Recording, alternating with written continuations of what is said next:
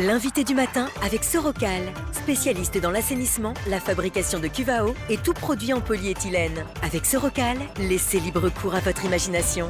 Bonjour Elisabeth Noir. Bonjour Nicolas. L'actualité politique et économique ce matin avec votre invité puisque vous recevez Philippe Blaise. Philippe Blaise, Premier vice-président de la province Sud, bonjour. Bonjour Elisabeth. Merci d'accepter notre invitation alors que la situation économique de la Nouvelle-Calédonie est au cœur de toutes les inquiétudes aujourd'hui.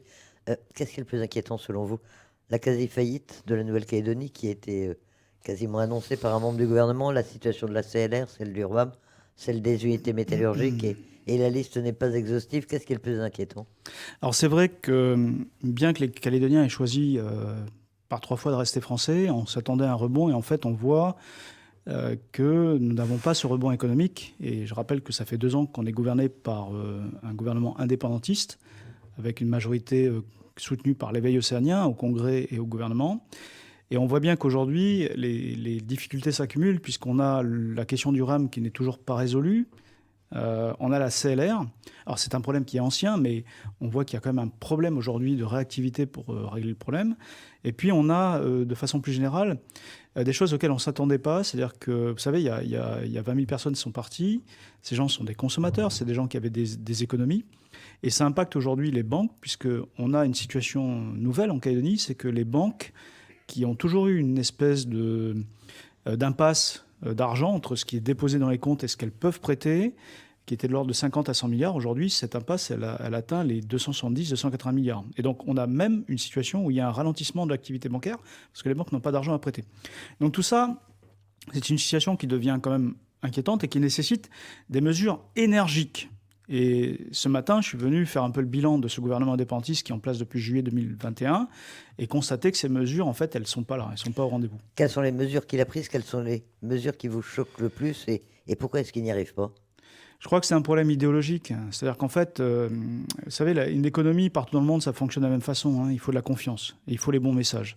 Le problème, c'est qu'on a, nous, un gouvernement indépendantiste avec des gens qui, quelque part, sont dans le déni du résultat des 3 référendums et qui continuent à dérouler une feuille de route qui, aujourd'hui, est dépassée.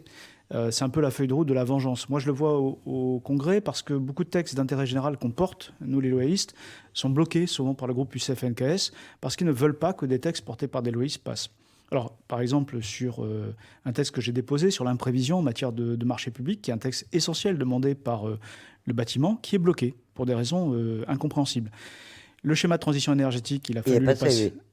Il est passé, lui, le schéma de transition énergétique. Oui, il est passé, mais pourquoi? Il est passé parce que c'est l'État qui a exigé qu'il passe pour qu'on puisse avoir les fonds de l'Europe. Sinon, le budget était déclaré irrégulier, illégal. Donc, on voit que tout ça est fait avec une certaine mauvaise volonté et puis une approche idéologique. Et moi, je suis venu dire aux Calédoniens que ce n'est pas une fatalité, mais qu'il faut mettre un terme à ça. C'est-à-dire qu'on a ces urgences sociales. Il faut sauver le RUAM, il faut sauver la CLR, il faut redonner aux banques les moyens. Et ça, ça fait partie des missions que portent nos gens à Paris en ce moment. C'est que l'IEM élargisse ses lignes de refinancement pour qu'on puisse donner à l'activité économique, aux ménages, les ressources nécessaires à leur développement. Parce que quelles sont les solutions? En fait, est-ce qu'il y a un moyen aujourd'hui de redresser la situation économique? Il y a d'abord une demande d'aide de la part, enfin une demande d'aide financière de l'État. Elle est indispensable aujourd'hui si on veut arriver à s'en sortir, notamment pour le RUAM ou pour la CLR? Alors, il y a effectivement, l'État revient en force parce que les Calédoniens ont choisi de rester français. C'est pour ça que l'État considère qu'il a une responsabilité vis-à-vis de nous et qu'il sort un peu de son rôle, qui vient nous aider à régler le problème de la CLR. Moi, je salue l'action de David Litvent, le directeur des finances publiques, qui a pris ce dossier à bras-le-corps. L'État, effectivement, est dans un dialogue constructif avec nous. Il dit on veut bien vous faire des aides d'urgence, mais elles sont conditionnées à ce que vous fassiez des efforts, que vous mettiez en place des réformes. D'ailleurs, c'est très bien que le haut-commissaire ait un peu claqué M. Toukoumuli et M. Mapou en disant que l'État ne s'est jamais engagé à mettre 7 milliards. Mais évidemment, la France, elle ne va pas faire des chèques comme ça en blanc. Il faut qu'à un moment, les gens qui sont en responsabilité prennent les réformes nécessaires. Alors, vous savez, dans tous les pays, ça marche de la même façon. Ça marche à la confiance. C'est-à-dire que si on n'envoie pas les bons messages, les gens n'ont pas envie d'investir. Moi, je sais qu'il y a un potentiel en Calédonie. Il y a des chefs d'entreprise qui sont des chefs d'entreprise dynamiques, courageux. Il y a des gens qui ont envie de faire. On a des projets qui se montent. Mais tant qu'on aura un message complètement schizophrénique avec d'un côté un gouvernement qui dit on veut la relance économique, mais qui laisse M. Tuénon agiter la menace des 30 milliards de matraquage fiscal, ça ne peut pas bouger. La réalité, c'est qu'en Calédonie, on a besoin de 10 milliards maximum pour équilibrer le RUAM. C'est un effort. C'est quelque chose qui sera pas indolore. Mais si la population sait que cet argent, il est dédié à sauver des vies, à payer les médecins, elle consentira à cet effort, en échange d'efforts de maîtrise des dépenses, comme nous l'avons proposé les loyalistes, avec un plan qui est entre 1,5 et 2 milliards d'économies. 10 milliards. Mais ce qui ne va pas, si vous me permettez, ce qui ne va pas, c'est lorsqu'on a des gens comme M. Thuénon qui continuent à agiter la menace de lever 30 milliards. Pour rien, cet argent, on n'en a pas besoin. C'est-à-dire que c'est 30 milliards pour dire « moi, je suis content, j'ai une cagnotte et puis je vais en faire ce que je veux politiquement ». Ça, c'est un discours qui est irresponsable. Mais tout de même, 10 milliards supplémentaires de fiscalité, quand vous dites on a besoin de 10 milliards supplémentaires. Donc il faut créer des impôts quand même ou il faut augmenter les taxes? Cet argent, il ne pousse pas sur les arbres. C'est-à-dire que lorsqu'on a, de façon structurelle, depuis très longtemps, et je rappelle que c'est un membre du gouvernement indépendantiste qui est en charge du secteur de la santé depuis 2015. 2015, ça fait 8 ans. Il faut des ressources. Il faut des ressources. La question, et c'est tout le débat qu'on a dans la commission spéciale RUAM, c'est cet effort, il doit être intelligent, il doit être équilibré, il doit être réparti de la façon la plus large possible pour ne pas tuer des gens. Vous savez qu'on était descendu dans la rue, la société civile s'était mobilisée et on avait soutenu cette démarche parce qu'on voulait tuer les entrepreneurs individuels, parce qu'il y avait une espèce de recherche de bouc émissaire. Ça ne peut pas fonctionner comme ça. Il faut que ce soit un effort collectif. Donc il y a des solutions, ça passe par la fiscalité indirecte, qui sont moins douloureuses que d'autres. Mais une fois qu'on a fait ça, je crois qu'il faut dire aux Canadiens, ça c'est pour solde de tout compte. Et maintenant, le gouvernement, le Congrès, les collectivités, s'astreignent à un effort de maîtrise des dépenses publiques. Et donc, moratoire sur la fiscalité, de façon à ce qu'il y ait de la confiance et que les gens investissent. Parce que maintenant qu'on a décidé de rester français, qu'on a une visibilité sur plusieurs décennies, il faut que la politique du gouvernement soit au diapason de cela. Pour l'instant, elle ne l'est pas, et c'est ça la source des problèmes que nous avons en Calédonie.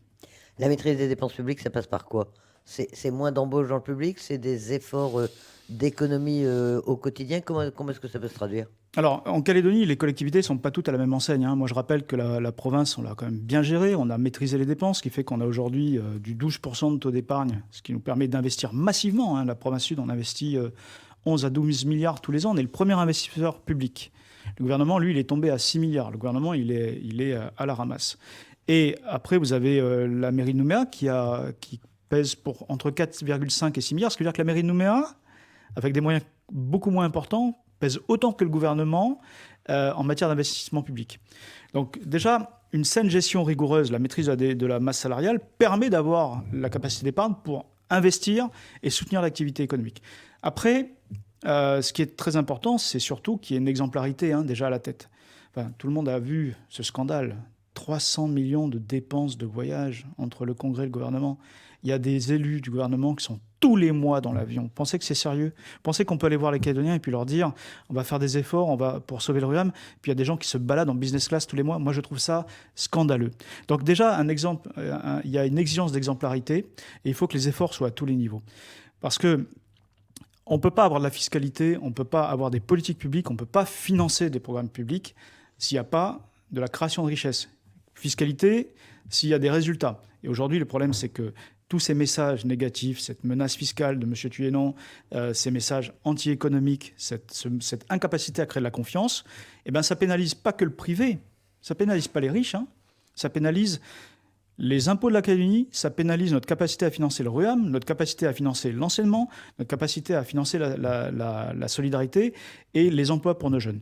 Mais il y a des pistes. Moi, je ne suis pas venu ici simplement pour dire les indépendantistes, ils ne sont pas bons. Moi, je voudrais expliquer un peu aux Calédoniens. Il y a des réformes possibles pour permettre à la Calédonie de s'en sortir, même si on a l'impression que vraiment, financièrement, aujourd'hui... Il y a en tout cas un chemin qu'on peut prendre et qui peut nous mener à rebondir. Encore une fois, la Calédonie, ce n'est pas un cas exceptionnel dans le monde. Il y a d'autres pays qui sont passés par là, qui ont connu des crises.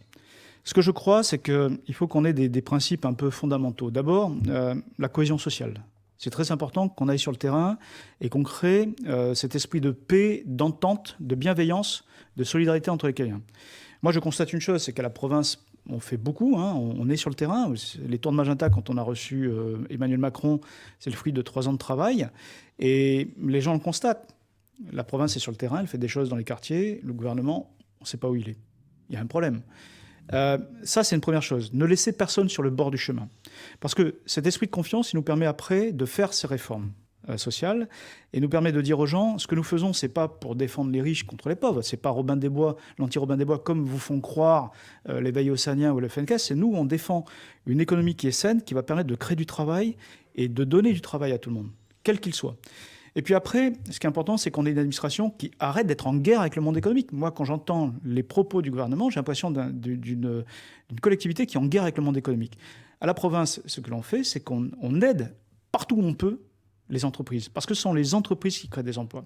On a mis en place dans cette mandature toute une série de mesures. Alors ça a l'air de rien, mais par exemple les aides pour le retour des jeunes Calédoniens diplômés Bac+5, ça commence à bien marcher pour retenir le capital humain, l'intelligence en Calédonie. Ils rentrent les jeunes Calédoniens, effectivement. On veut les faire rentrer. Alors, rentrer on a pas mal de dossiers déjà. On a une vingtaine qui sont passés, donc c'est quand même très satisfaisant. On a également des aides pour la sécurisation des commerces. Et moi, régulièrement, je dis à l'administration, vous avez une responsabilité, c'est de faire avancer les dossiers. C'est-à-dire qu'une administration, elle doit être au service de la création de richesses, elle doit être quelque part porter un patriotisme économique. Et il faut rassurer les gens, il faut les aider. Nos chefs d'entreprise sont courageux. Ceux qui décident d'investir en Calédonie, ils sont là, ils rendent service à l'ensemble de la population. Il faut qu'on envoie des messages qui sont positifs. Donc ça, c'est une première chose. Et ensuite, il faut qu'on ait un discours qui sorte, je dirais, de cette espèce de malveillance politique. Je vous disais, les blocages qu'on subit au Congrès. Je vais vous prendre un exemple, c'est le nickel. Il y avait vendredi une réunion organisée par la SLN, par Jérôme Fabre, dont je salue l'esprit, qui a fait un séminaire sur la décarbonation de la SLN. Eh ben, il a invité Prony Ressources et KNS. Et j'ai salué cette initiative parce qu'on n'est pas concurrents. C'est-à-dire que c'est pas parce que l'usine du Nord va se casser la figure que ça va faire le bonheur de la SLN et l'usine du Sud. Et inversement, c'est pas parce que la SLN va se casser la figure que l'usine du Nord va se sentir mieux. On est tous dans le même bateau. Et vous pensez qu'on va arriver à cette stratégie globale du nickel qui est recherchée par tout le monde? Mais c'est indispensable. Vous me demandiez tout à l'heure, est-ce que l'État va nous aider? L'État est en mesure de nous aider, à la condition qu'on montre que nous en valons la peine. C'est-à-dire que nous sommes des gens responsables et que nous ne sommes pas dans des guéguerres où on se tire dans les pattes. Et je crois que sur le nickel, c'est l'exemple parfait, c'est qu'il y a un écosystème industriel qui profite aux 3 opérateurs. Donc, en fait, les usines sont solidaires. Notre concurrence n'est pas interne, notre concurrence, elle est avec le monde extérieur. Elle est avec les pays qui ont des revenus bas, qui veulent capter les emplois. Et nous, qu'est-ce qu'on veut? On ne veut pas faire la Calédonie un pays qui exporte de la terre. On veut faire un pays où il y a des emplois industriels, des emplois d'ingénieurs, des emplois qualifiés pour nos jeunes, pour que nos jeunes puissent rester vivre ici, chez eux, avec leur famille. Donc c'est ce message qu'on doit porter. C'est pour ça qu'il est temps d'entrer un peu en résistance contre cet esprit idéologique qui règne en ce moment au gouvernement, de dire les taxes, ça suffit quand elles ne sont pas justifiées par des mesures d'urgence, d'intérêt général, comme le RUAM. Il faut faire ce moratoire fiscal, et puis il faut maintenant traiter bien les chefs d'entreprise. Et d'un point de vue politique, il y a une chose qui est claire, c'est que si la Calédonie fait fuir les gens, ceux qui créent de la richesse, il n'y aura pas de développement économique, il n'y aura pas d'emploi, il n'y aura pas d'emploi pour les jeunes. Donc à un moment, le dégel du corps électoral, c'est-à-dire dire aux gens, quand vous venez en Calédonie, vous investissez, que vous devenez un acteur du patriotisme économique calédonien, vous devez être reconnu. Vous devez avoir le droit de vote dans votre pays au bout de X années. Mais pour tout ça, pour l'instant, vous en parliez au début, il y a une majorité indépendantiste au gouvernement, majorité indépendantiste au Congrès. Comment est-ce que vous pouvez mettre en œuvre votre projet et comment est-ce que vous pouvez réformer la Nouvelle-Calédonie? Il faut tout d'abord retrouver cette majorité.